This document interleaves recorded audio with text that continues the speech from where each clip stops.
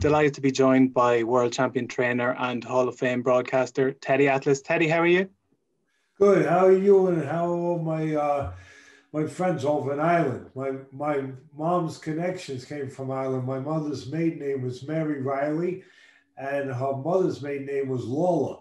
So I believe they came from County Cavan. So I've been over to Ireland quite a few times, but I always think of Ireland as a second home that I never get to visit too much. But I I have my I definitely have my heart part of my heart attached to it, and I always remember the times I was over there with Barry McGuigan years ago for his fights, and then even a couple times with other fighters after that. It's a beautiful place. I always remember not only how beautiful the place was over there, I got to go in the country and take it to a couple of areas that was really nice. But the people, just how hospitable they were to me, and how I used to laugh. They used to always tell me, Teddy, when you come back, do not get a hotel. You're going to be staying with us. So you remember things like that. You remember the goodness of people.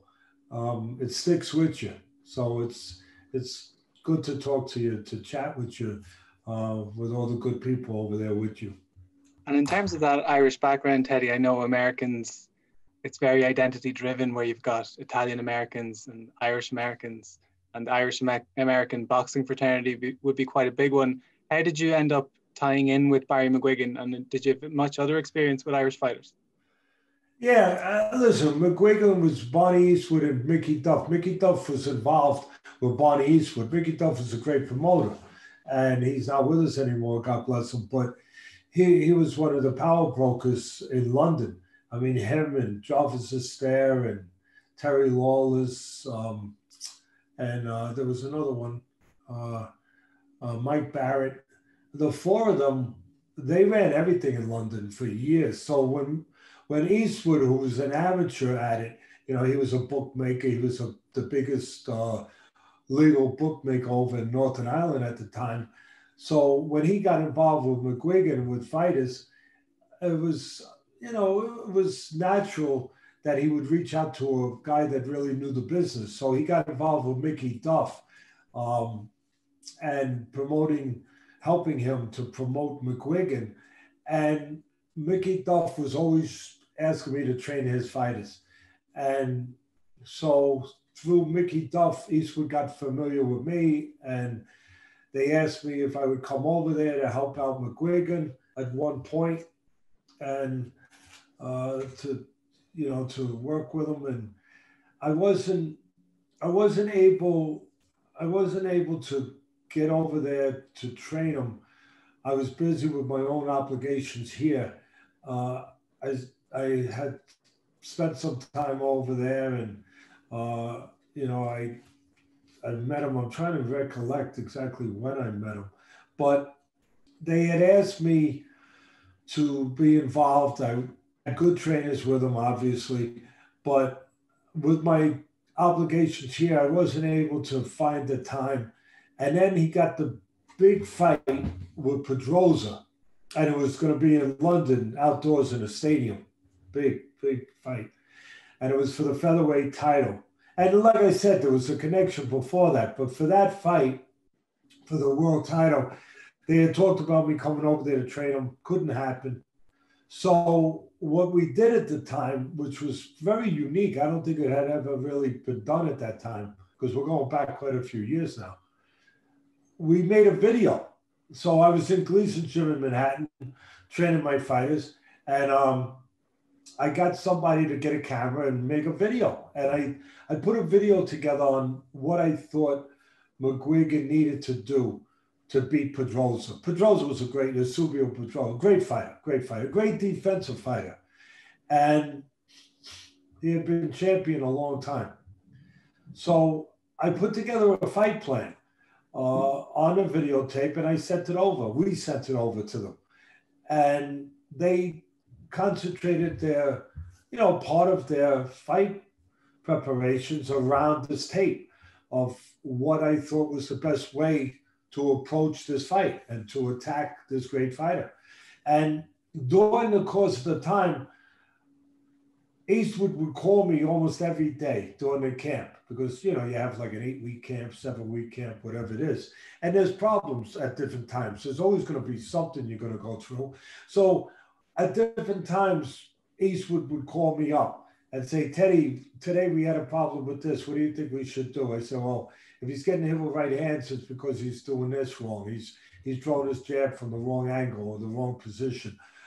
Too close, or he's not moving his head, whatever it was, he would go. And then I remember there was a spot where he was a big featherweight, McGuigan. So he had to work and watching his weight, getting the weight there. He was big. He was a big, strong featherweight. And so he was feeling a little weak. And I remember East would call me up and said, Teddy's, he's not looking so good. He's looking a little worn. So I kind of knew what he was doing without him even telling me. I said, how many sweatshirts, how many is he wearing, Barney? He said, how do you know he's wearing sweatshirts? He said, because I know he's trying to make weight. You're probably killing a guy. You probably got plastic on him. You probably got all kinds of sweatsuits on him, more sweatsuits than you would dare wear. You wouldn't wear that many sweatshirts. What are you making him wear? Joking around. And I said, take those sweatshirts off. Take no plastic. Take the sweatshirts off, and let him, let him lose the weight in a proper way. He's got to get water back in him. You got to hydrate him. You can't do it without water. The water's temporary. You can always take the water off it, obviously, when you dry out the night before the fight. But you got to drink plenty of water up to that point, and you're killing him. With whether it's the plastic or the sweatshirts, take them off, let his body breathe. Don't wear them out. You're wearing them out in the gym. Matter of fact, give him 2 days off. Are you sure? Yeah, give him 2 days off. So I think he gave him 2 days off. Who knows? Because obviously McGuigan wouldn't think when you tell him 2 days off, you're getting ready for a world title fight. The first thing is you're going to start to have reservations about taking time off. You think, well, I can't take time off. I got to be prepared every day. But sometimes that's what you need to do. Your body needs a rest. And I just felt that he needed a rest. He was working a little too hard. As I said, with the way that they were going about the weight reduction. So he took all the sweatshirts off. I said, let him just work with a regular shirt. I think he gave him 2 days off. At least he told me he did. And he called me back and said he's looking better. I said, good, because he was being pushed a little too much. The body needed a little reprieve. So we would talk about those things, and then we would talk about the video and say, this is what he's got to work on. I remember in the video explicitly that I had concentrated on the defensive abilities of Pedrosa, and that he was a guy that could slip your punches with his eyes closed. He was really good at slipping punches. So I said, we got to throw off his rhythm. We got to throw off his timing. He's so used to his timing, just doing that. So if you just throw the punches at him cold, he's going to slip them. So what I want McGuigan to do is to start the jab, but when he moves in, bang, then you throw the right hand. Just start the jab. Don't give him the regular rhythm because he just slipped him. So start the jab. When he slips over to the right side, bang, time him with the right hand. I said, then you disrupt his rhythm, then you catch him. And also, he was very good at using his hands to catch punches. And when you threw to his body, he would go down, he would block the punch. So McGuigan was a very good body puncher. I remember telling him, have him throw right hand to the body just to get his respect, get his belief that he's going to throw there. And then the next time, use his defensive prowess against him, where the next time when you bend like you're going to go to the body, he's going to look down to go block the body, bang, shoot it upstairs instead. And you're going to catch him by surprise. And I remember in the video, I remember saying to him, you're going to knock him, you're going to drop him with that punch. And I don't remember, I think it was that one that I said he would drop him with. And you're going to wind up dropping him with that. And sure enough, I'm watching a fight. It was on one of the networks here in the States. And I'm watching a fight and he drops him. And I was so excited that I was right, that, that I helped a little bit. But I wanted to share it with somebody. And I didn't have no, so I yelled to my wife. She was in the kitchen. I said, come here, look, he dropped. I said, what are you talking about? I'm making meatballs over here. You know, what did he do? I said, oh, he just dropped him with the punch I showed him. She said, I didn't see that. I said, well, all right, let's go get the sauce ready and we'll just have a nice dinner later. But I, I just felt that I was part of helping him in the small way that I did. And he fought Cruz in the desert in a title defense. He was supposed to win the fight handily, and they were aiming towards a match where he would unify the title with Zuma Nelson, if my memory serves me correct. And he had to get past Cruz, Stevie Cruz, maybe it was. So it was in a desert, about 110 degrees, a little warm for you Irish fellas, a little warm. You're not quite used to that heat. And so Eastwood had talked about me, coming out there to help him. And matter of fact, when he won the title, I went to Belfast. I helped him in the Cabrera title defense against Daniel Cabrera in Belfast. And I also, trying to remember the other, I was out there.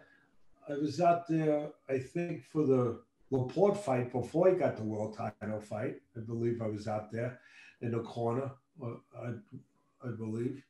Yeah, I was. And then I was out there for the Daniel Cabrera fight.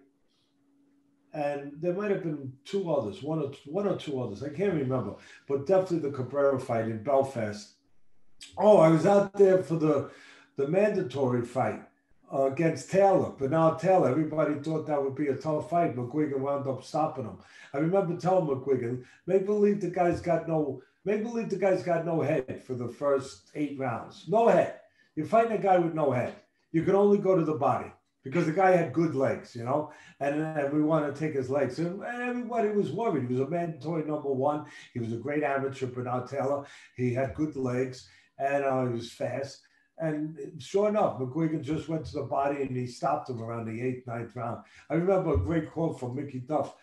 Taylor was complaining afterwards that it was unseasonably warm or maybe even hot in the hall there that day in Ireland, and that the heat, he was basically saying the heat was part of the reason why he couldn't continue. And I remember the very smart Mickey Duff immediately saying, the last I checked, there was no air conditioning in our corner. So Mickey was very witty. Mickey always had the right things to say. But I remember working, like I said, I worked with him for a couple of fights over in Belfast. And then when he went to Vegas to fight that fight with Cruz, I was supposed to be there. But for some reason, Eastwood, I don't know whose decision was, but they figured, I think they took it for granted a little bit, to be honest, that they were going to just go through Cruz. And they said, we won't bring Teddy out here, go through the expenses, whatever, whatever. We could save a couple shillings, as you guys like to say, right? Back in those days, we'll save a couple shillings. And, and so I didn't go out there. I watched the fight on TV, and the environment, Stevie Cruz, give him all the credit in the world, but the environment beat him that night, that day, as much as the fighter. I mean, I thought it was extraordinary. I don't think McGuigan ever got enough credit for how extraordinary it was that he put up that kind of fight under those kind of environmental conditions where he wasn't prepared for that. They didn't give him water in the corner. I was watching the corner. They didn't hydrate him properly. They didn't ice him down properly. Obviously, Cruz, a Mexican-American, was more used to the hot environment. No excuses. You get in that ring, you fight. But he was more used to, the truth is the truth. He was more used to the heat, and he prepared for it better. They in the corner, they didn't, like I said, they didn't ice him down. They didn't give him water. He was dehydrated, and you could see it. You could see him winning the early rounds and then fading, and he was melting. You could actually see him melting right in front of you. And it was, again, he got hurt. He was in bad, I would say he was in bad medical shape because of the environment and because of fighting under those conditions, not being properly hydrated. And I would say he was in almost a delusional state from watching that fight. And I don't think people realize, as I said a moment ago, how extraordinary the effort and the will of McGuigan was that day. Because he lost, everybody forgets it. Okay, he lost. That's it. He failed. He didn't do this. He didn't do that, and they moved past it. But he didn't fail that day. Yeah, he lost the fight. He lost his title, and he lost a big payday with the Zuma Nelson.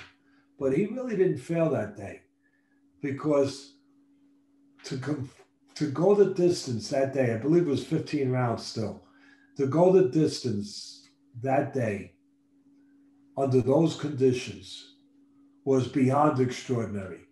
It really was. It was almost superhuman. And I know a lot of people are going to say, really? Wow, Teddy, gee, that's quite a statement.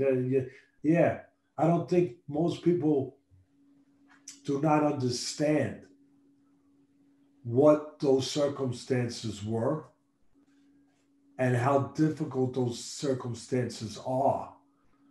You know, it's hard enough to fight a fight in a ring with a competent fighter, but to fight where you're strapped with those kind of handicaps and those kind of things that attack you, to overcome those kind of things. I know, like Mickey Duff said, there was no air conditioner in Cruz's corner. I get it, but Cruz was better prepared for that particular situation, if you will. And so, anyway, that was, and then they had a falling out. McGuigan and Eastwood, they had a terrible falling out, and it was unfortunate. They went to court, they sued each other, all that stuff. But I remember I was there. Like I said, I was there for his fights. I worked his corner. I helped him. I was there because of Mickey Duff and then Eastwood. And I remember the McGuigan hysteria that everybody loved Barry McGuigan. It was a great story.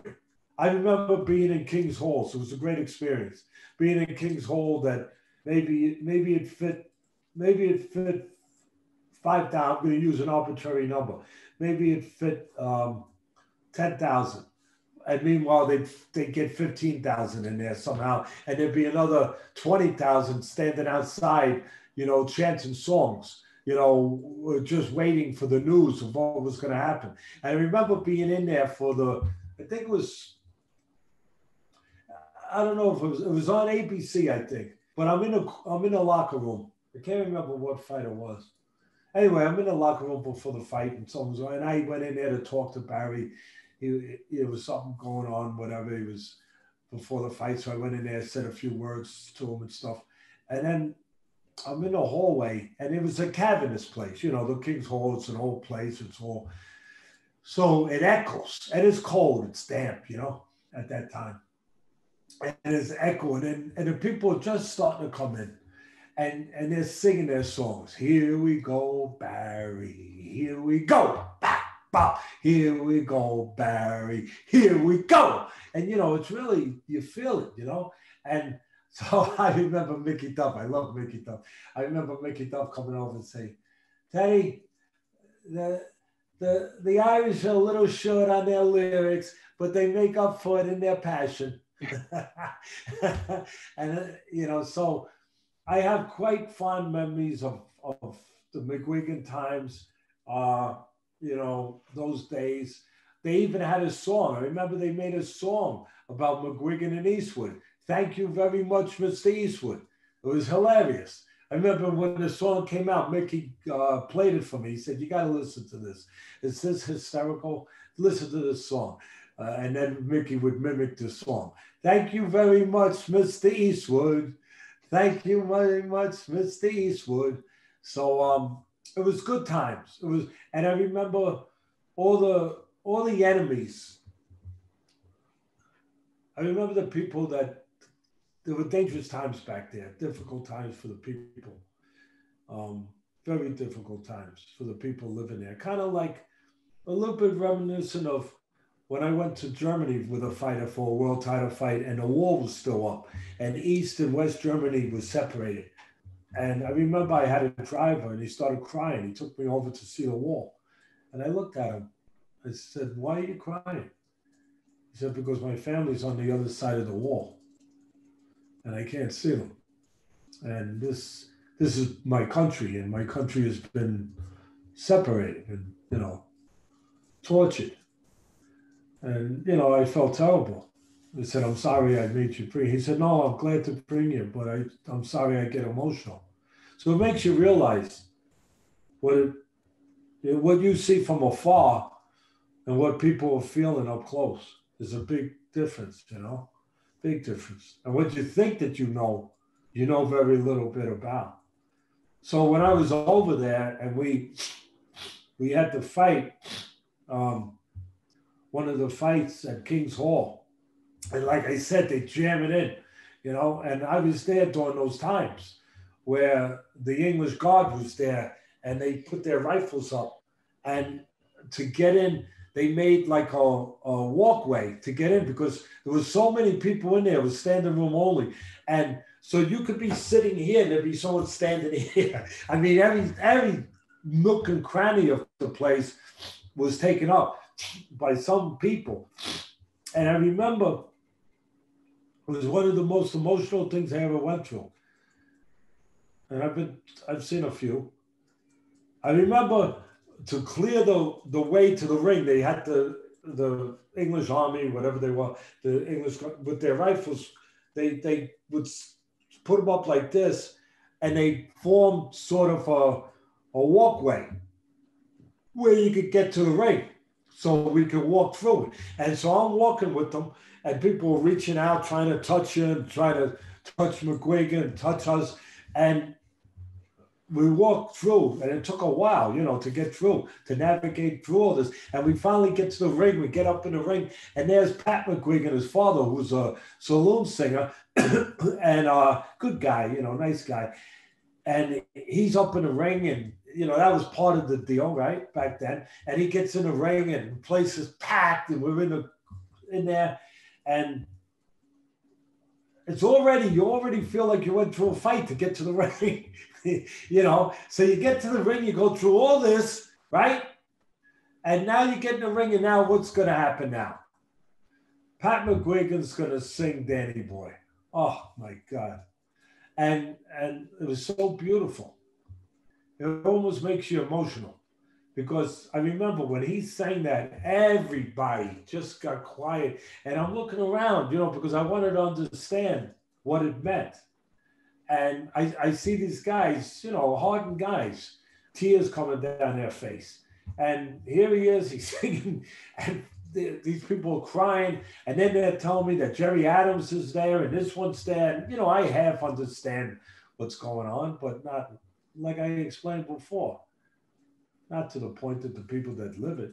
And that this is the one day that these people can show up and not have to worry about being assassinated. That it was a truce to all the terrible stuff that was going on. There was a truce on the day that McGuigan would fight. That, nobody would hurt anybody in those kind of settings. And that have been going on for so many years. And was so tragic and difficult and real. And so here's Jerry Adams, whoever it was, but he's sitting there and the other guy. And for this day, like I said, there's an amnesty, there's a understanding, a truce. And of course, McGuigan wore the peace staff on his trunks, when he came in the ring. That was on purpose, obviously. And so that's the setting, that's the background, that's the seriousness of this. And then you get in the ring and you got to do combat now, right? You got to do fight. And before that, Pat McGuigan sings Danny Boy. People are crying. And when it was all over with, I looked at Mickey Duff. I said, now we got to fight. I feel like I just went 15 rounds. Like, whoa. like with all that emotion, now you got to fight. And again, it speaks to McGuigan, how together he was mentally, really, seriously, at that time to handle all this emotion, and all of this that was on him. I don't think people realize it to the degree that it really was, and what he represented to these people, what he meant to these people. There's been other fighters that have been obviously meant this to their people, like Pacquiao in the Philippines, and you know, uh, different ones like that. But to be up there in the front seat with it was, it was eye opening. Like Mickey said, it make the hair stand on your arms. It was kind of feeling. It was the one time I could understand when they used to say you could feel the air. You could feel the emotion in the air. You heard writers would say that. Sometimes commentators would say that for effect. But this time I felt it. That, wow, now I see where they get that from, because it's real. When it is real, it's real. So and then I remember being over there for another fight. This one wasn't at Belfast, it wasn't at King's Hall, it was somewhere else. And I remember at the weigh-in, there's these two Irish guys waiting for me. And I get done, I turn to them, I could see they were waiting. Teddy Atlas? Yeah. We'd like to talk to you for a minute. I said, sure. Fight was going to be the next day. The weigh-in was the day before. They said, we have a favor to ask. I said, all right, what's the favor? They said, well, we run a little boxing school, boxing gym, a couple hours away. And these boxers, a lot of walk miles to get to the gym, literally walk to get to the gym. And it's a little gym, little bare bones gym that we have with all these kids, a lot of young kids. And this is a place, it's sort of a haven for them. A lot of them won't become fighters, maybe some will, but this will save them. This will get them through these times that they're going through, just like we have here in the States. And so we would really appreciate, we don't have much there, and if you came, the press would come, we'd get a little more attention, it would help us. And we'd appreciate if you could come over, it would mean a lot. And they said we put together a few hundred quid. I remember. Well, we put a few hundred quid together for you. I said, well, we got a little problem. He said, okay, Mr. What's the problem? That. If you put that away, we forget about that. Tell me what time you're going to pick me up in the morning. And we'll go over there. We'll visit these kids. You're the man. You're the man we thought you were.